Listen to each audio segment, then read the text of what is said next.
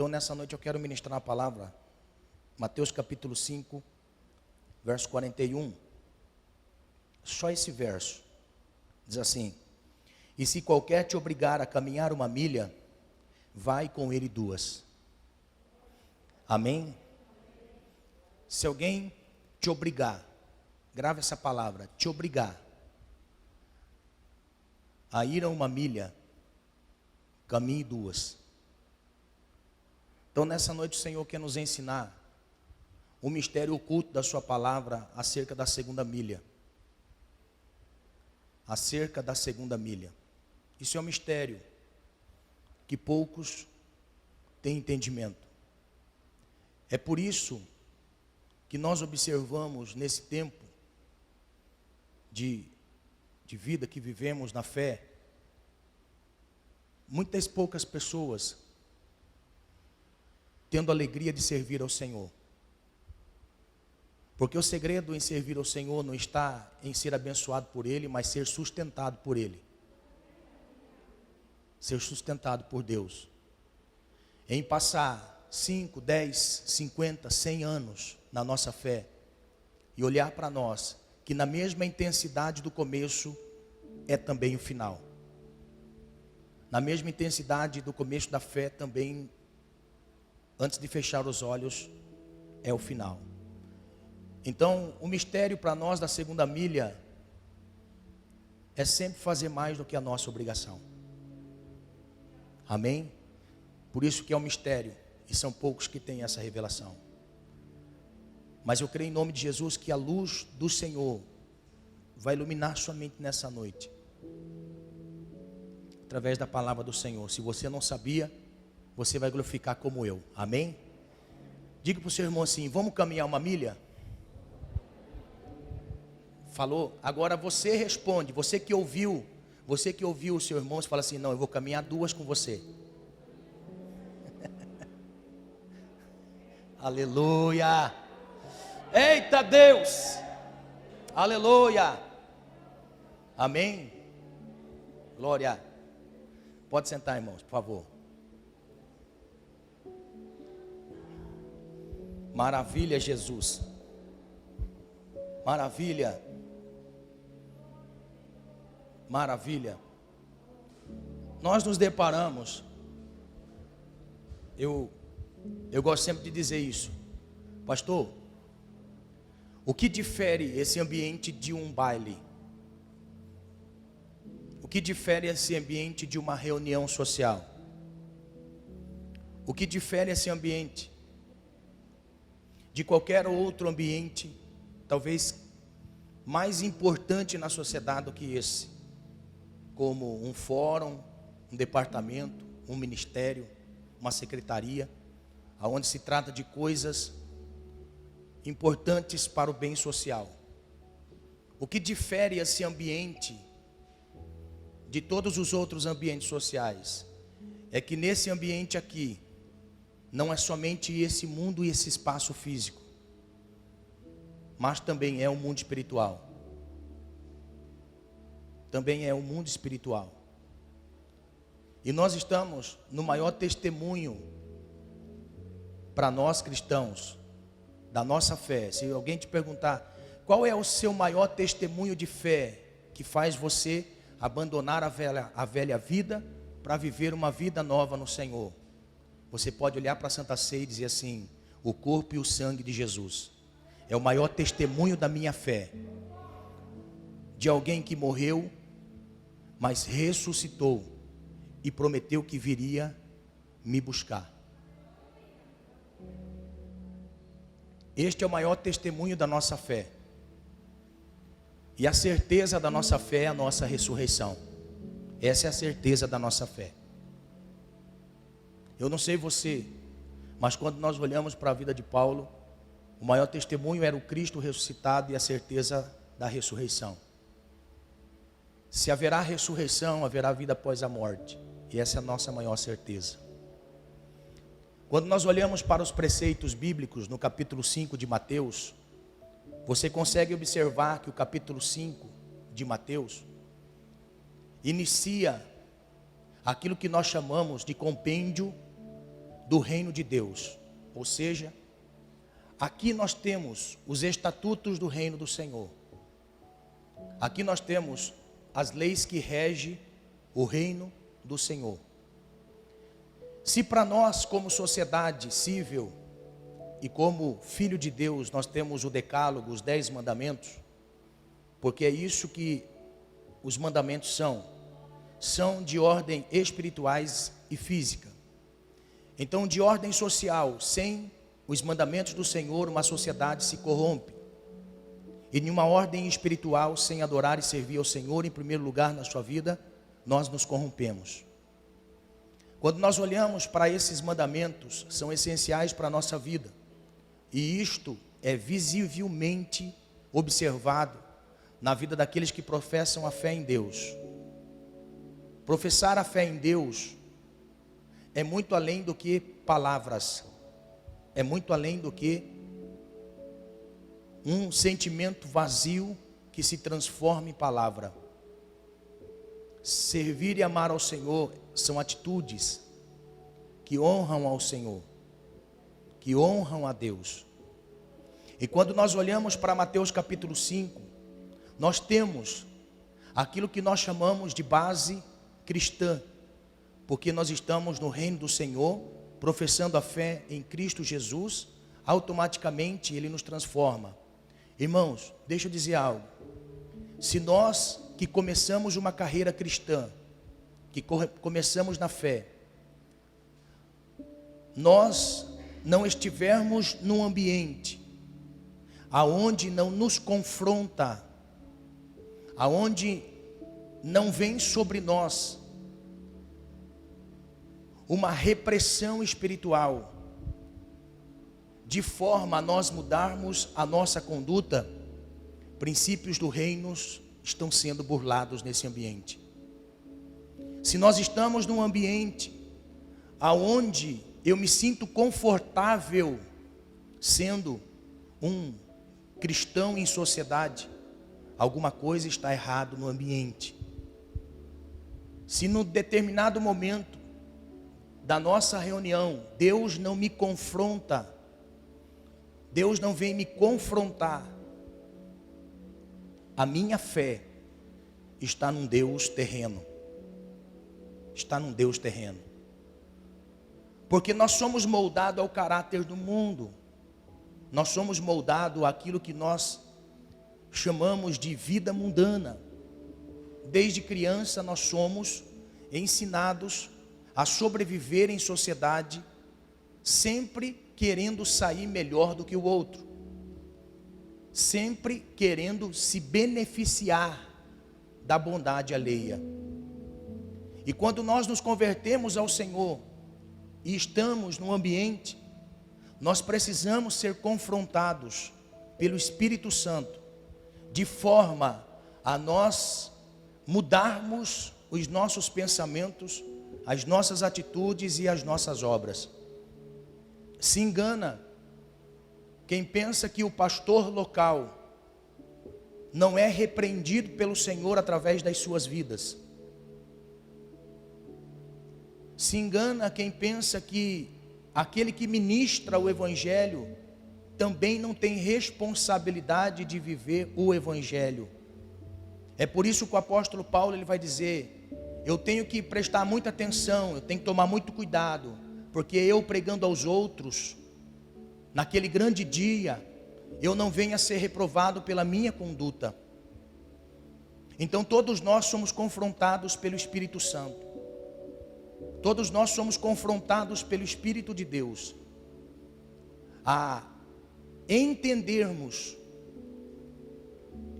que precisamos de mudança, que precisamos de uma transformação. Então Jesus no capítulo 5, todos nós olhamos para Jesus e vemos os milagres de Jesus. Todos nós observamos os milagres do Senhor Jesus. E o que motiva muitas pessoas nos dias de hoje em buscar a Deus é ver que os milagres do Senhor Jesus, operado no passado, continua sendo operado nos dias de hoje. Mas se engana que quem entra para o Evangelho apenas no benefício do Evangelho, se engana, porque Deus é o Deus que dentro deste ambiente coloca regras para nós sermos moldados pelo Senhor. Mesmo na graça, precisamos entender que nós somos confrontados pelo Senhor a mudarmos as nossas atitudes.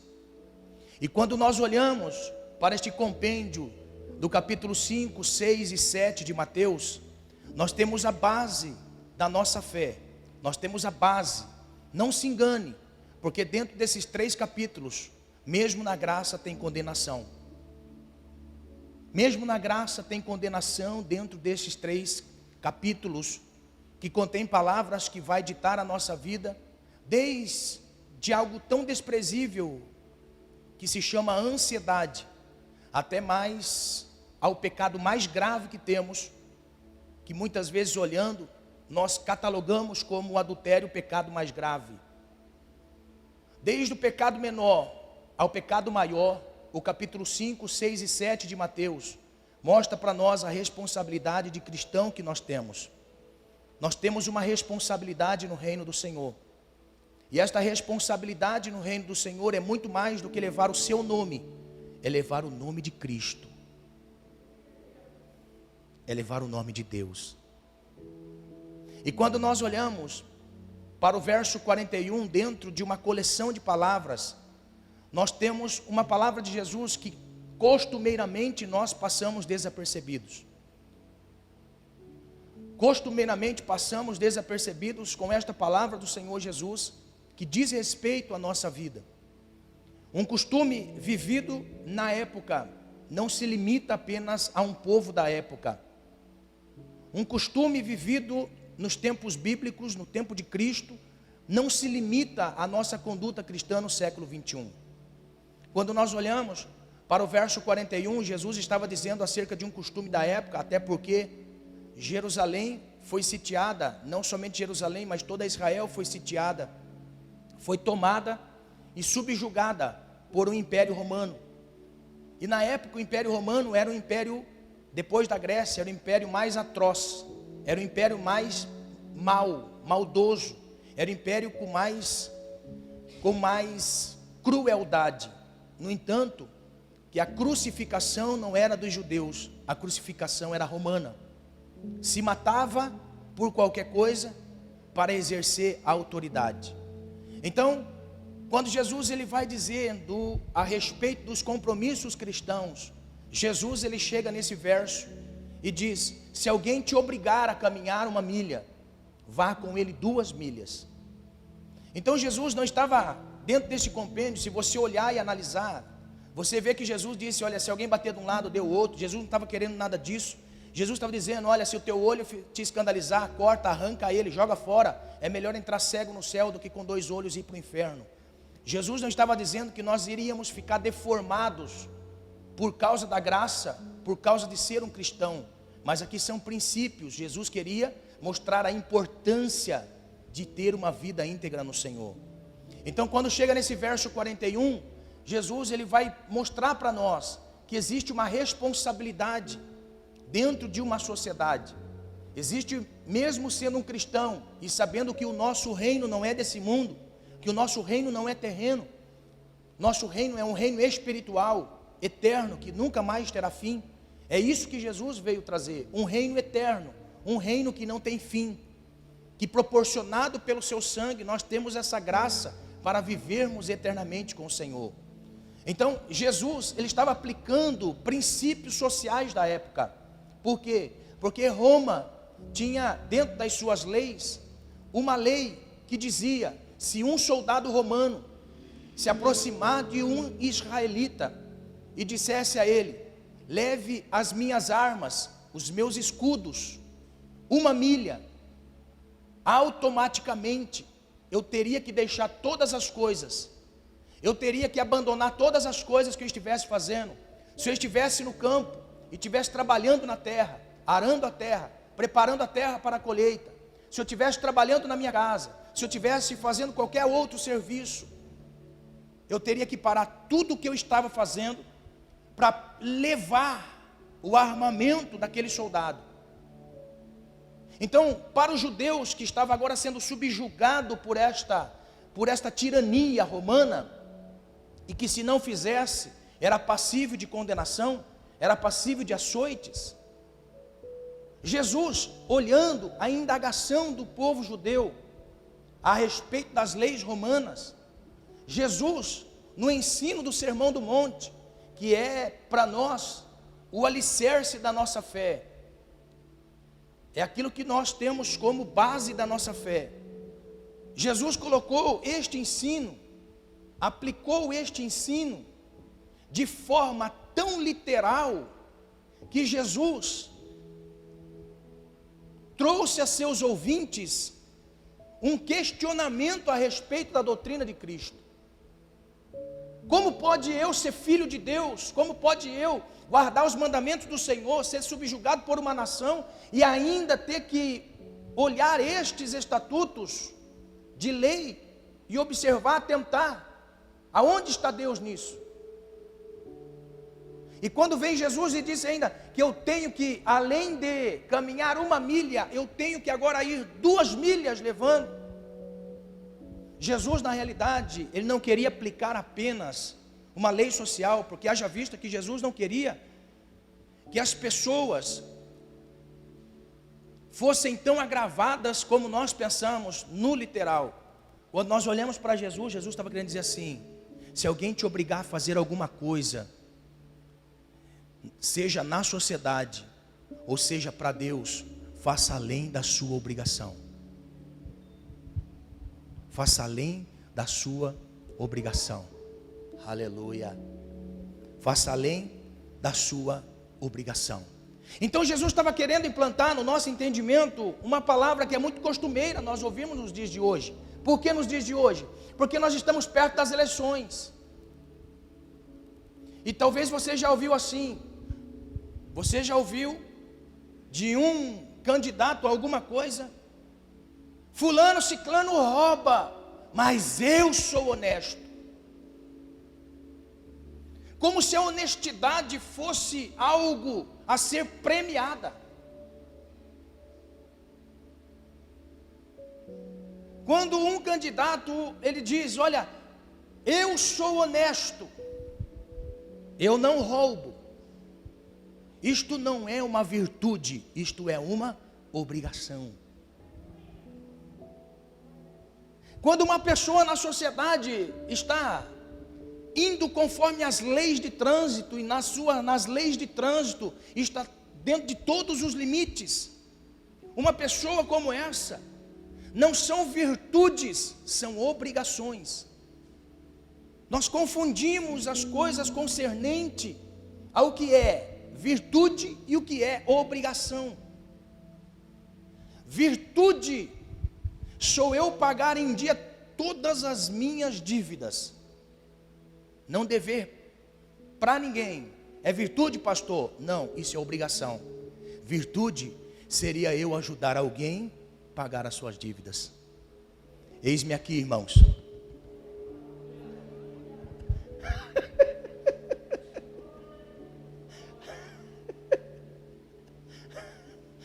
Está entendendo? Eu não posso perder essas oportunidades. Mas olha só, então quando nós olhamos, nós começamos a entender que caminhar 1 milha não era virtude. Porque na mente daqueles que estavam caminhando 1 milha, seria uma virtude caminhar 1 milha. Mas Jesus fala: se você caminha apenas 1 milha, tenha o entendimento que você está fazendo mais do que a sua obrigação. Agora, quer fazer além? Caminhe 2 milhas. Aleluia. Quando nós olhamos para o nosso ambiente é: eu sou uma pessoa correta, glória a Deus. Isto não é virtude, isto é obrigação. Quando nós olhamos para a nossa conduta e nós nos gabamos a respeito daquilo que eu professo de fé no Senhor e ando apenas no princípio da minha fé, isto não é virtude, isto é obrigação. Virtude é ir além do que o Senhor me pede. Virtude é ir além do que o Senhor me pede. os que não alcançam esta primeira milha, porque existem pessoas que não conseguem alcançar esta primeira milha, que é a obrigação. Nós podemos entender e enxergar isso. Quantas pessoas à nossa volta que ainda não professam a mesma fé que nós? Estas pessoas não conseguiram ainda alcançar a primeira milha, que é uma obrigação. A primeira milha que nós caminhamos na nossa fé é entregar a nossa vida ao Senhor. Entregar a nossa vida e a nossa caminhada ao Senhor é encontrar a primeira milha, é obedecer a primeira milha, porque isto é uma obrigação. A obrigação da primeira milha, muitas pessoas não conseguiram alcançar. Então estas pessoas são ignorantes acerca da fé em Deus, porque não sabem qual é o princípio da sua salvação. E nós, como cristãos, precisamos levá-los ao conhecimento desta primeira obrigação, que é rejeitar o pecado, abandonar o pecado, deixar a vida de pecado e abraçar esta graça e andar esta primeira milha na fé. Existem aqueles que abraçaram esta causa e estão na primeira milha. Irmãos, na primeira milha nós encontramos muitas pessoas. Nesta fé que nós caminhamos, nós encontramos muitas pessoas na primeira milha. Nós encontramos muitas pessoas percorrendo o caminho da primeira milha. Abraçaram a graça, rejeitaram o pecado, estão vivendo nesta graça de forma graciosa, aproveitando-se da graça. Aleluia. Vivendo esta graça como uma oportunidade estendida pelo Senhor para nós. Nós abraçamos esta graça, estamos na obrigação do caminhar de uma milha. Neste ambiente nós encontramos muitas pessoas. Existem muitas pessoas que estão neste ambiente de milha. Existem muitas pessoas que você encontra pela rua e diz assim: a paz do Senhor Jesus. Existem muitas pessoas que estão caminhando esta milha conosco. Nós encontramos. Eu posso dizer que o tráfego desta primeira milha, existem muitas pessoas congestionando o caminho. Existem muitas pessoas que estão usando as faixas desta primeira milha, estão engarrafando o trânsito. Nós conseguimos encontrar muitas pessoas nesta primeira milha. São pessoas que abandonaram o pecado e vivem para o Senhor, rejeitando a vida velha e fazendo aquilo que é de obrigação ao Senhor. Pastor, o que é obrigação? Se santificar. O que é obrigação? Orar. O que é obrigação, pastor? Obrigação é estar em comunhão. Obrigação. Olha só, nós estamos vivendo neste ambiente da primeira milha com um sistema congestionado. Mas eu posso dizer que estes que estão vivendo nesta primeira milha estão fazendo o essencial. O essencial. Agora olha só, quem faz além da obrigação são virtudes de filhos de Deus.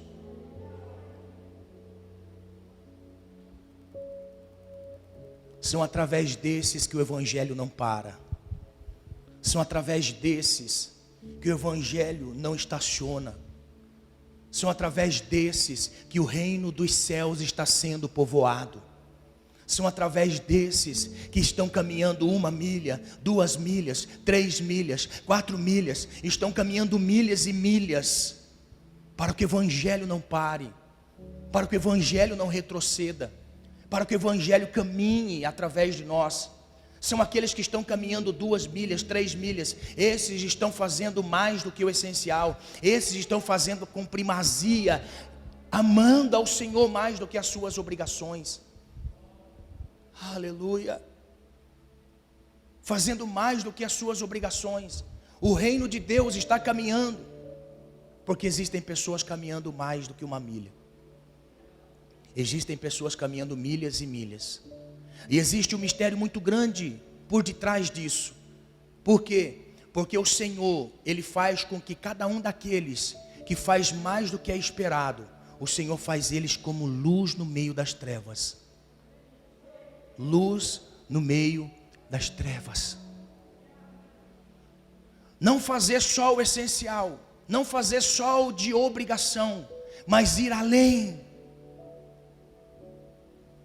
Então a Bíblia mostra para nós, irmãos, que nós corremos um risco muito grande de fazermos apenas a obrigação e muitas vezes falharmos nessa obrigação. Olha o que Jesus vai dizer para nós em Lucas 17. Ele não quer apenas que nós venhamos viver uma expectativa vazia de fé no Cristo. Ele quer que nós venhamos viver no Senhor de forma a caminhar milhas e alcançar pessoas. Alcançar pessoas. Não fazer só a nossa obrigação. Olha o que Jesus diz em Lucas 17. Ele vai dizer: e disse aos seus discípulos: é impossível que não venham os escândalos, mas ai daquele por quem vem.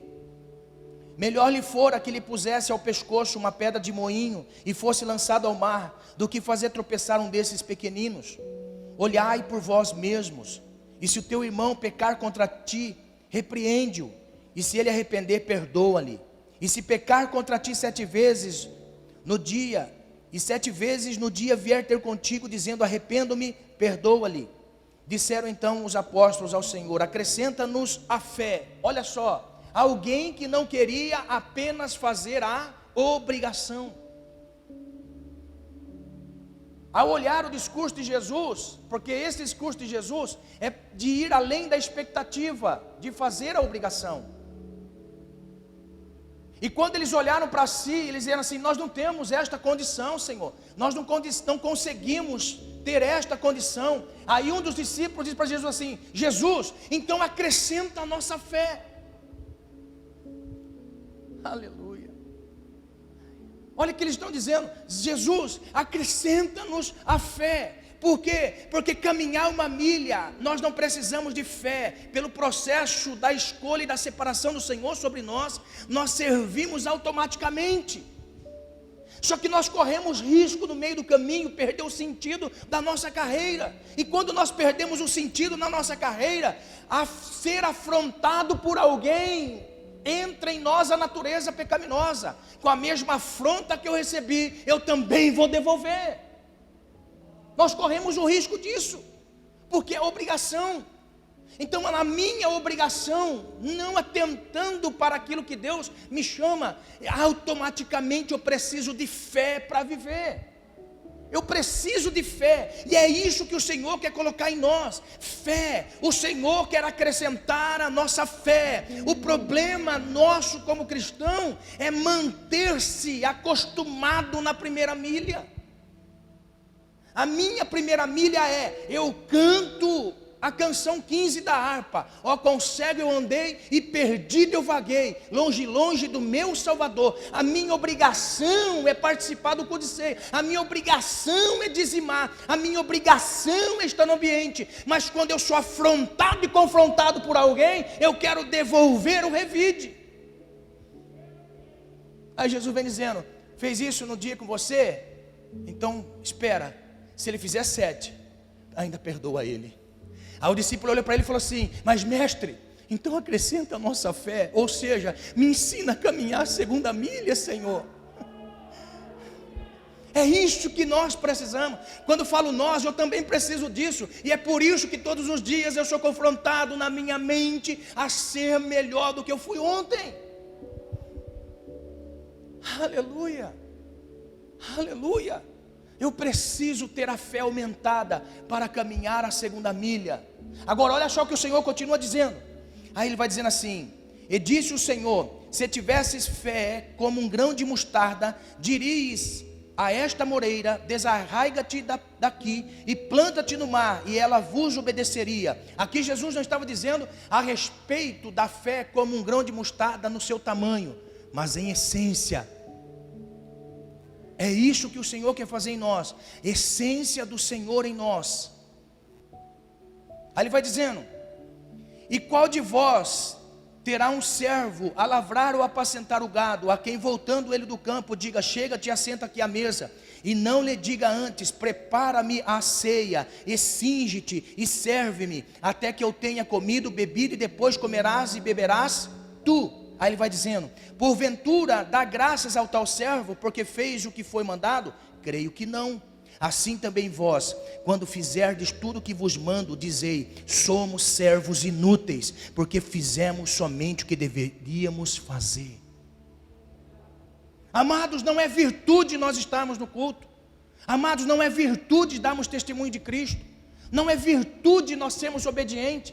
Não é virtude servirmos pessoas. Não é virtude deixar as coisas para servir pessoas. Não é virtude, isto é obrigação. E quando nós fazemos a obrigação, o Senhor diz: eu tenho uma história a contar a vocês. Tem um homem muito rico que tem muitos servos sob seu cuidado, sob sua responsabilidade. E se eu disser a um servo que está no campo, e este servo que está no campo, eu dizer a ele: pare de lavrar a terra e venha preparar a mesa para que eu possa comer. E se ele deixar todo o seu trabalho, que é obrigação dele, que é algo obrigatório dele, e disser para ele: venha me servir a mesa, enquanto você não preparar a comida, e não preparar a mesa para mim, e não der a comida para mim, enquanto eu não tiver comido, depois você comer, tudo isso que você fez, não é virtude, é obrigação.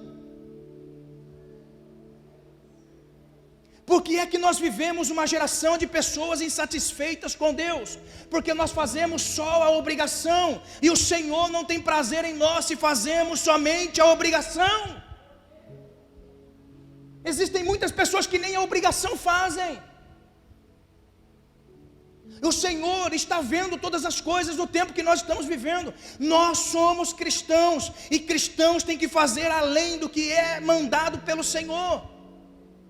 Que virtude tem num trabalhador que entra no horário e sai no horário? Nenhuma, se compara a qualquer outro. A virtude de um trabalhador consiste em quê? Ele ser atencioso e prestar atenção naquilo que o seu patrão precisa, e se for necessário ir até mais tarde. Agora olha só, a diferença entre os empregados está na disponibilidade que temos em prestar serviço ao nosso Senhor terreno. Agora imagine Deus, quando Deus olha para nós, Deus sente alegria ou tristeza em dizer assim: este é meu servo.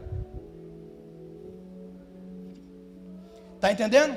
Agora você imagine, a alegria do Senhor é a nossa força. Por isso que nós vivemos uma geração de pessoas desanimadas. Vivemos uma geração de pessoas que não consiste em estar alegre no Senhor. Por quê? Porque faz apenas o que é necessário. Aí Jesus vem dizer: que virtude há neste servo? Meu Deus, que o Senhor possa, irmão, neste mês, em nome do Senhor Jesus, encontrar virtudes em nós e ver em nós disponibilidade para o reino. E eu posso dizer para você: se a alegria do Senhor não tomar conta do seu ser, conta da sua alma, não tomar conta do teu espírito de tal forma e te encher com o Espírito Santo, este mês, se você se dispor ao Senhor, eu paro de pregar o Evangelho. Porque eu consigo viver isso. Posso ter falhas, posso ter erros, posso cometer muitas coisas, mas se você parar comigo para sentar juntos e falar de Jesus, nós vamos até tarde da noite. Se você me deixar pregar aqui, eu prego até de noitão. Se você encontrar comigo para a rua, perde tempo ou ganha tempo. Agora olha só, não é só isso. Eu sei que não é só isso. O nosso cristianismo não pode transcender apenas somente esse ambiente. Ele tem que traspassar as quatro paredes desse ambiente. É isso que o Senhor está dizendo. Aqui nós cantamos bonito, aqui nós falamos bonito, aqui nós nos amamos, e quando nós saímos daqui, é isso que o Senhor está falando conosco. Em nome do Senhor Jesus, a sobrevivência espiritual está da maneira que nós nos comportamos com esse Senhor. Existem bênçãos por detrás disso, irmão. Existem bênçãos por detrás disso, aleluia. Existe bênção para nós caminharmos a segunda milha, sujeitarmos uns aos outros. Olha só, sujeitar uns aos outros. Este texto está dentro de um contexto, Jesus ensinando atributos para a minha vida. A segunda milha mostra para nós o amor fraternal, o amor incondicional. É sabendo que eu não posso dar nada para você, você me ama. Eu não posso dar nada para você, você me ama. eu sabendo que você não pode dar nada para mim, continuo te amando do mesmo jeito. Amados, não é o amor meloso que nós vemos, porque o texto vai mostrar para nós, em Romanos capítulo 13, a Bíblia está dizendo assim para nós: a ninguém devais coisa alguma, exceto o amor, com que vos ameis uns aos outros, porque quem ama o próximo tem cumprido a lei. Amados, nós temos um conceito muito errado do que significa essa palavra amar. Amar, amor. O conceito palavra amor não está ligado a benevolências. Ou seja, a minha representação de amor é aquilo que eu posso dar para você. Isso não é amor. Amor não está ligado a palavras. Amor não está ligado a palavras. Amor está ligado em atitude. Agora olha só, são atitudes de nós não revelarmos o mal que há por detrás de toda falta de amor. Quero explicar. Muitas pessoas dizem assim: quem ama, dá. Mas a palavra do Senhor não diz isso. Porque quem ama não permite o mal tocar a pessoa. Quem ama não revida com a mesma afronta. Quem ama não troca mal por mal. É isto que a palavra amor representa para nós. A palavra amor não está dizendo para mim: alguém que me xinga, eu revide o xingamento. A palavra de Deus não me diz isso. Ela diz: não troque mal por mal. A palavra amor não é eu saber que uma pessoa me xinga e eu vou dar um abraço nela. A palavra amor é eu não difamar esta pessoa pelo xingo que ela me deu. É eu não querer passar o carro por cima desta pessoa porque ela me xingou. Amar não quer dizer que eu tenho que ir atrás de alguém e colocar ela no primeiro degrau da minha vida. Amar é eu respeitar a pessoa, saber as suas limitações e não revidar o mal, porque o mal não representa Deus. Por isso que o apóstolo Paulo está dizendo para nós: não devais nada a ninguém. Ou seja, eu não devo nada para ninguém, dinheiro, isso, aquilo, outro, e nem o amor. Por quê? Porque o dia que esta pessoa precisar, ou eu precisar dessa pessoa, se ela tem o amor, eu tenho amor, estamos unidos em Cristo.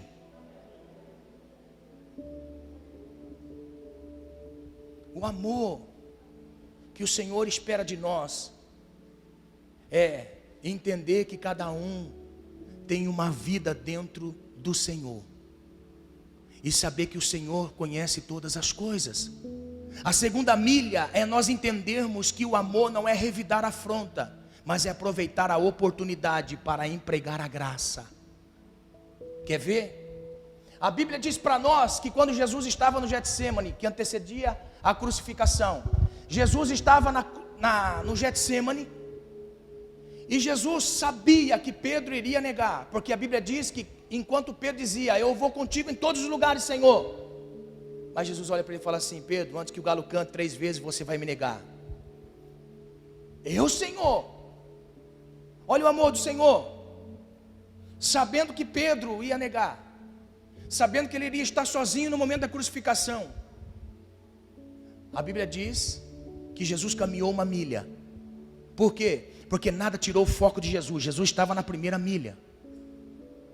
Jesus estava caminhando a primeira milha, indo em direção à crucificação. A primeira milha.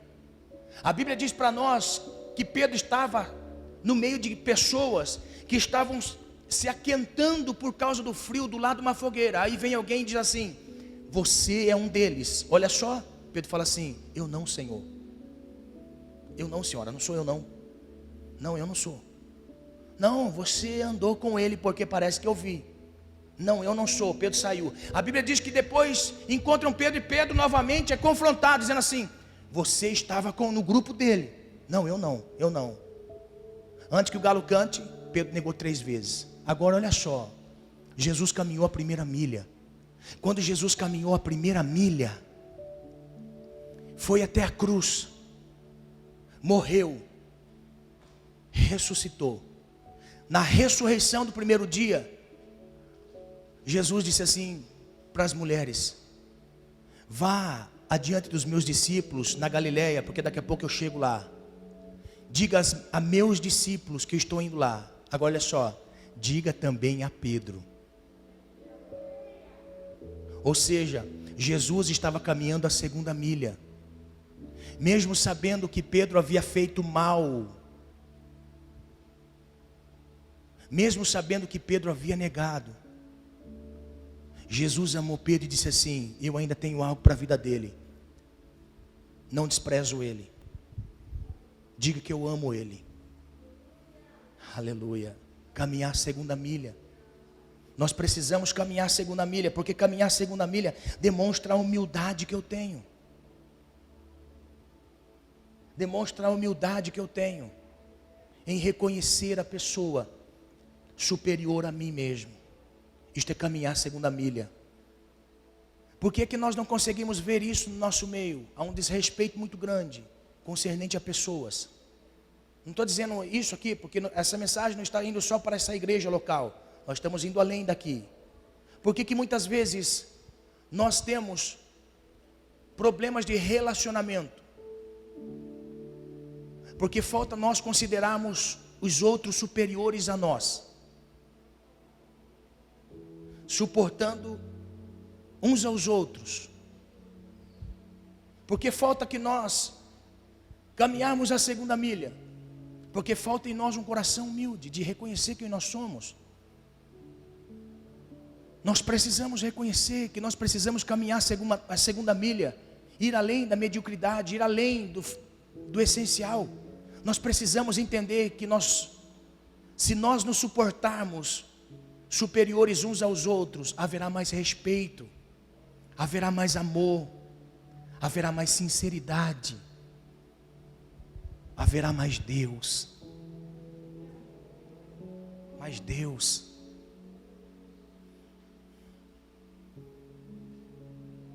Haverá recompensa da segunda milha.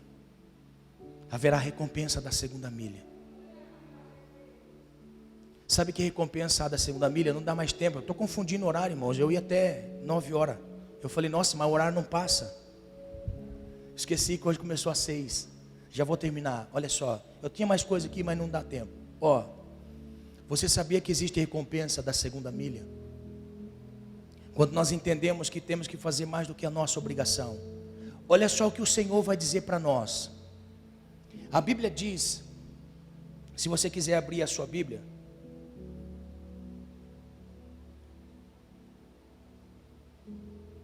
Marcos capítulo 15. No momento da crucificação, Jesus estava caminhando a primeira milha.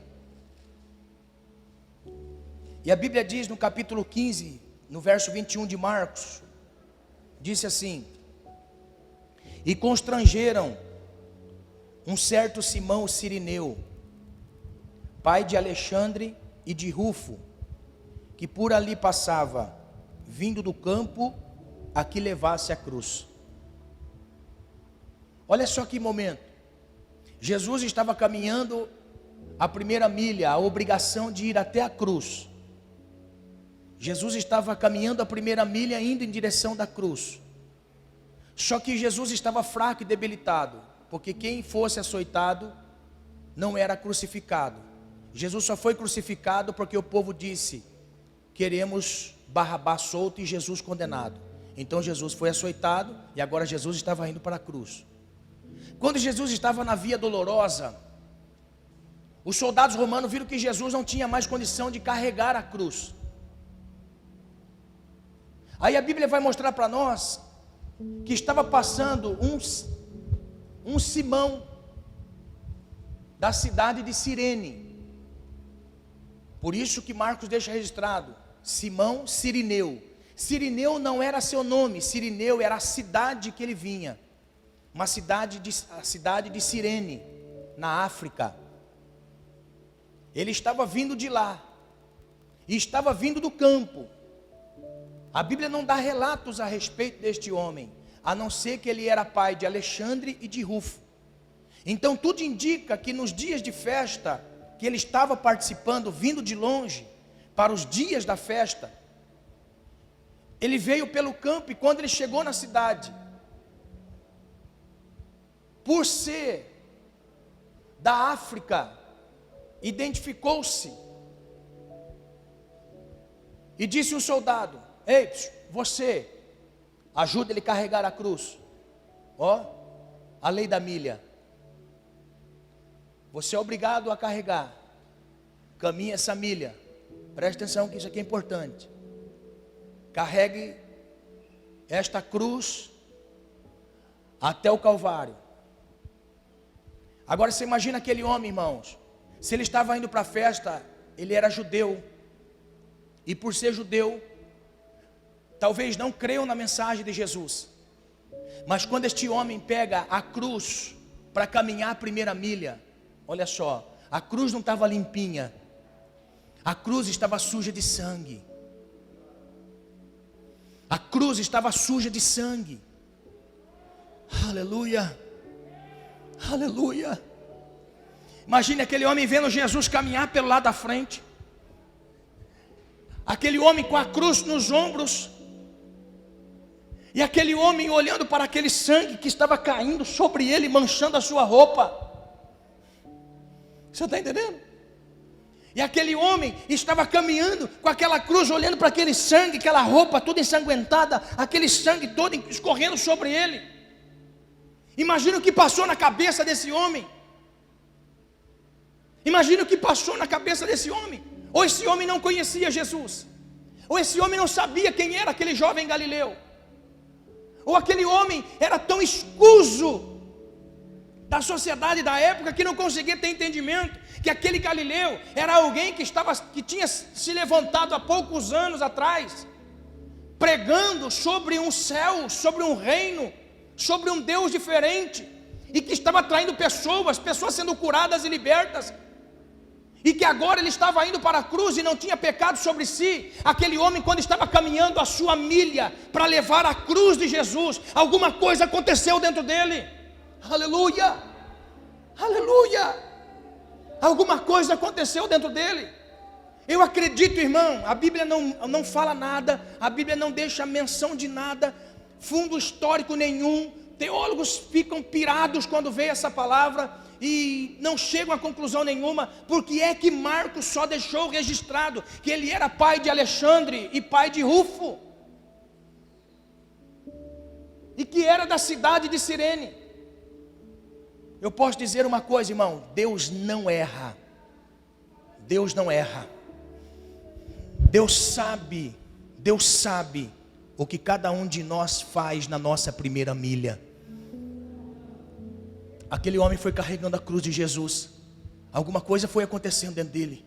Este homem está indo, não tem pecado, não tem maldade, mas está indo para morrer, está indo para ser morto. Olha a situação de Jesus. Isaías diz que ele estava desfigurado. Não tinha um membro de Jesus que não tinha corte de chicote. Ó, fraco, debilitado. Ele carregando a cruz e Jesus na frente. Jesus é crucificado, passa-se o tempo. Olha só, depois de alguns anos, o apóstolo Paulo vai dizer para nós, na carta aos Romanos, no capítulo 16 e no verso 13. Então olha só, Romanos capítulo 16, verso 13.